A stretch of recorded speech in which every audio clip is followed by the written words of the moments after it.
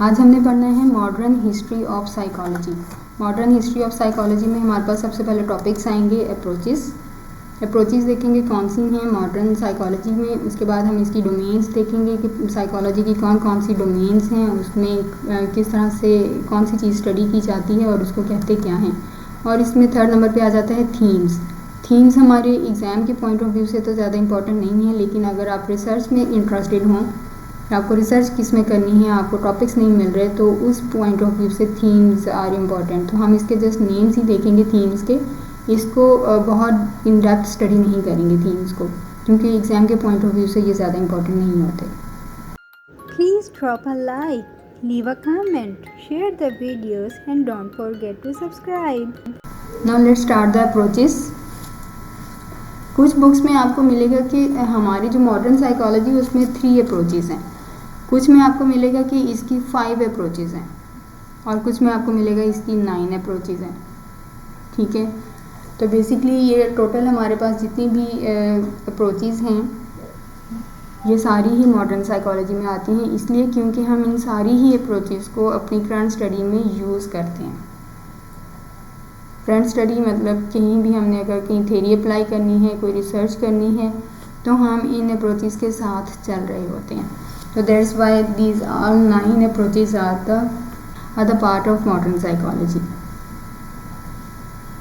अब ये जितनी भी सारी थेरीज़ हैं, ये बेसिकली जो हमने ऊपर जितना भी ग्राउंड वर्क स्टडी रीड किया है, ये सारी बेसिकली उसी ग्राउंड वर्क के ऊपर लाई करती हैं।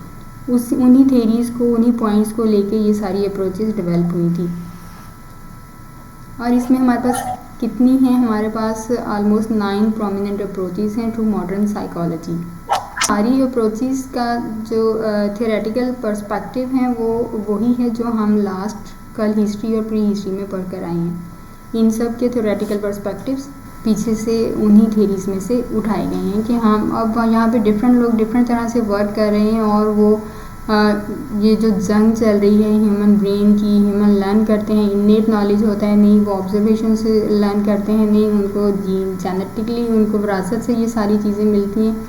अब उन सारी चीज़ों को लेके यहाँ पर डिफरेंट अप्रोचेस डेवलप होती जा रही हैं। हर पर्सन, हर ग्रुप अपनी नॉलेज के अकॉर्डिंग उस पर वर्क कर रहा है।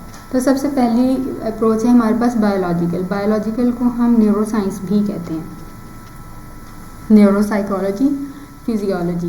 तो ये सारी बेसिकली एक जैसी टर्म्स हैं, एक ही मतलब होता है सबका। बायोलॉजिकल साइकोलॉजी, अब यहाँ पर आपको इंटरव्यू में क्वेश्चन आ सकता है, what is modern psychology, what are the approaches of psychology, how many approaches are in psychology. तो ये क्वेश्चंस आपको इंटरव्यू के पॉइंट ऑफ व्यू से आपने इसको देखना है, और एग्ज़ाम रिटन एग्ज़ाम के पॉइंट ऑफ व्यू से तो बहुत ज़्यादा देखना है। अब यहाँ पे क्या कह रहे हैं, बायोलॉजिकल साइकोलॉजी। बायोलॉजिकल मीन्स ये नहीं कि सिर्फ बायोलॉजी है, क्योंकि हम इसे साइकोलॉजी में स्टडी कर रहे हैं, that's why we are saying biological psychology. Physiological psychology, neuroscience, behavioural neuroscience, all the terms are same.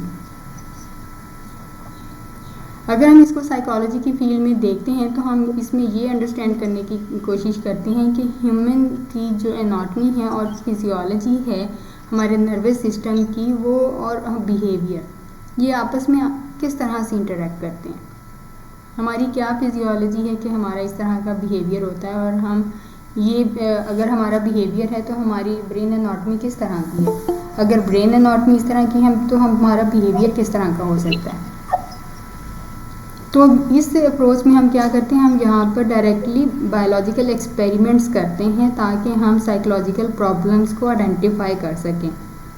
अब इसमें क्या होता है कि ब्रेन का कौन सा पार्ट, कौन सा पोर्शन इन्वॉल्व है हमारे पार्टिकुलर बिहेवियर की प्रोसेसिंग में, which portion of the brain is involve in the particular behavioural processes. अगर हमें गुस्सा आ रहा है तो हमारे ब्रेन का कौन सा पार्ट एक्टिवेट हो गया है जिसकी वजह से हमें गुस्सा आ रहा है, या फिर कौन सा न्यूरोट्रांसमीटर है जो ज़्यादा जो इंक्रीज़ हो रहा है या डिक्रीज़ हो रहा है जिसकी वजह से हमें गुस्सा आ रहा है। So that is the basic purpose of biological psychology. अब ये सारे एक्सपेरिमेंट्स किस तरह से करते हैं, ब्रेन को तो हम ना ऑब्जर्व कर सकते हैं ना टच कर सकते हैं, तो अब हम हमें पता कैसे लगेगा कि कौन सा पोर्शन या कौन सा पार्ट इन्वॉल्व है इस सारे बिहेवियरल प्रोसेस में।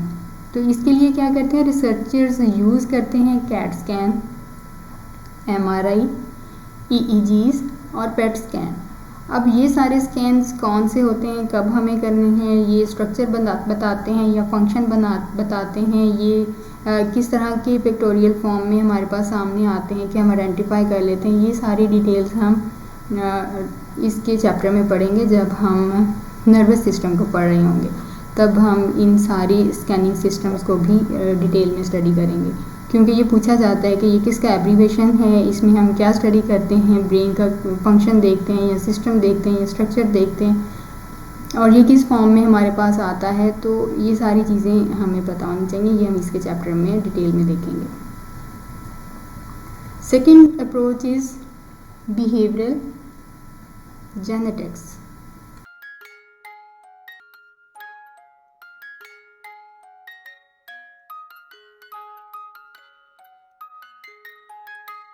Please drop a like, leave a comment, share the videos and don't forget to subscribe. Thank you.